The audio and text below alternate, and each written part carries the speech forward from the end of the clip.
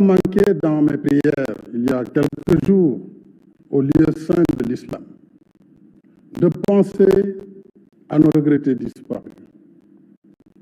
Aucun de nos fils, aucune de nos filles ne doit payer de sa vie les désaccords qui s'expriment dans nos sociétés. La vie de nos concitoyens ne peut être sacrifiée sous l'autel d'intérêts politiques. Nous avons l'obligation de protéger la vie et la dignité de tous les Sénégalais, de toutes les Sénégalaises. Devant l'insoutenable, l'innommable, la prise de parole n'est pas toujours facile. Et souvent, les mots n'arrivent pas à exprimer le plein de tristesse qui nous envahit. Nous avons vécu des événements particulièrement graves, marqués par une violence sans précédent, occasionnant des morts et des blessés, ainsi que la destruction massive de biens publics et privés. Les scènes de violence et de pillage auxquelles nous avons assisté et leur coïncidence avec une cyberattaque contre les sites stratégiques du gouvernement et des services vitaux tels que l'eau et l'électricité n'ont rien à voir avec une quelconque manifestation politique. Rien, ni aucune revendication ne saurait justifier qu'on tue, qu'on diffuse des messages de haine et de violence dans les réseaux sociaux, qu'on saccage et brûle des biens publics et privés, y compris des moyens de transport, des commerces, des lieux de culte, des domiciles, des consulats, des ambulances, même un corbillard, des universités et des écoles, comme pour éteindre la lumière du savoir, réduire au silence notre élite et notre relève scientifique et intellectuelle, et plonger notre pays dans les ténèbres de l'obscurantisme.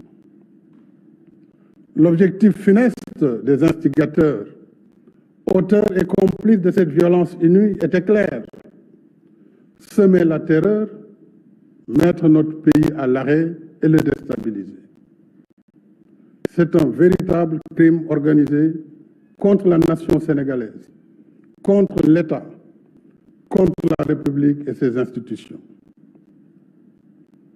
Face à ces actes inadmissibles, l'État est resté debout et le peuple sénégalais, attaché à son vivre ensemble, a refusé de tomber dans le piège de cette machination insurrectionnelle aux antipodes des valeurs démocratiques et qui visait à s'emparer du pouvoir par la violence et détruire notre modèle de société.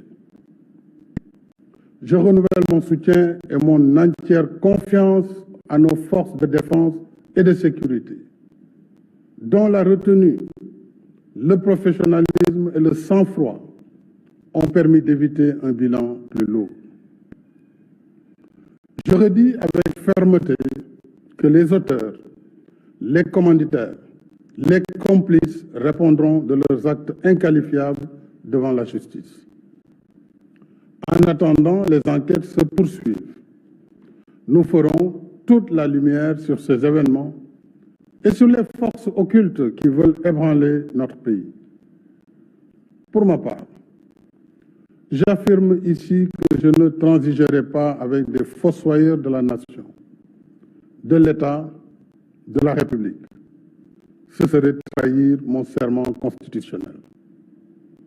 J'exprime encore ma profonde compassion et ma solidarité aux victimes de ces actes criminels qui ont perdu leurs biens, fruits d'années d'investissement, de labeur et d'efforts quotidiens. Je pense également à toutes celles et tous ceux plongés aujourd'hui dans la détresse parce que leurs emplois sont perdus ou menacés. C'est le Sénégal qui se lève tôt, qui travaille dur toute la journée et qui se couche tard, qui est ainsi atteint. J'invite fortement les parents et les familles à plus de vigilance. Je demande solennellement aux citoyens, aux leaders d'opinion, à toutes les forces vives de la nation, politiques et apolitiques, soucieux de la sauvegarde des valeurs démocratiques, de la paix, de la sécurité et de la stabilité de notre pays, de soutenir sans réserve l'action de l'État pour mettre en échec le projet pernicieux de déstabilisation du Sénégal. Quand la paix, la sécurité et la stabilité de la patrie sont à ce point menacées, il n'y a point d'indifférence et de neutralité possible. Au regard de cette situation sans précédent, j'ai demandé au gouvernement de faire un bilan exhaustif des pertes et d'examiner les voies et moyens d'assister les familles des victimes ainsi que les personnes et entités ayant subi des préjudices. Le contexte est difficile. Les inquiétudes, les angoisses sont là. Mais je sais que le peuple sénégalais a les ressources spirituelles, culturelles, traditionnelles, sociales pour transformer ces moments d'épreuve en une chance pour la paix. Ainsi, œuvrer à transformer nos divergences en des occasions de dialogue constructif pour forger le Sénégal que nous voulons. Un Sénégal de respect de la vie humaine, de la justice, de l'égalité et de la paix. Un Sénégal qui se réconcilie avec ses valeurs de dissot, de concertation qui ont traversé le temps et construit son histoire enviée. L'heure du bilan viendra plus tard, alors que des occasions se présenteront pour vous parler de ce que le Sénégal a été sous ma présidence. Mais aujourd'hui, je voudrais interpeller toute la classe politique, sans exclusive. Notre pays nous demande de regarder ensemble vers l'avenir, afin que nous soyons les bâtisseurs du Sénégal de demain. Consolidons les forces de nos institutions, tout en remédiant à leurs faiblesses. Abandonnons les postures populistes, nihilistes, extrémistes, qui tentent de présenter notre pays comme un désert sans loi. Chaque nation peut être éprouvée. Chaque société peut être traversée par des tensions.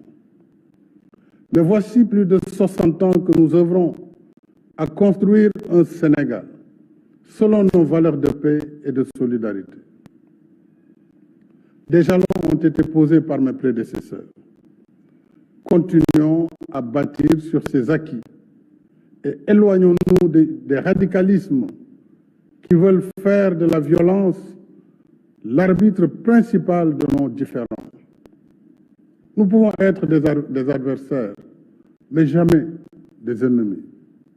C'est pour cela qu'après le dialogue national réussi, que je salue encore, ma main demeure tendue à toutes les voies de bonne volonté pour continuer d'échanger sur les bonnes idées, les bonnes propositions qui nous permettront de faire advenir un Sénégal de bâtisseurs et non de casseurs, d'asseoir une paix durable, de réussir des élections apaisées, dont les résultats seront acceptés par tous le lendemain du scrutin. Cette vision de nous-mêmes comme un peuple ancré dans la paix et la stabilité n'est pas une utopie, même si notre histoire politique a rencontré quelques moments de fragilité, de tension. Notre force a été d'avoir toujours su trouver les mots, les paroles, les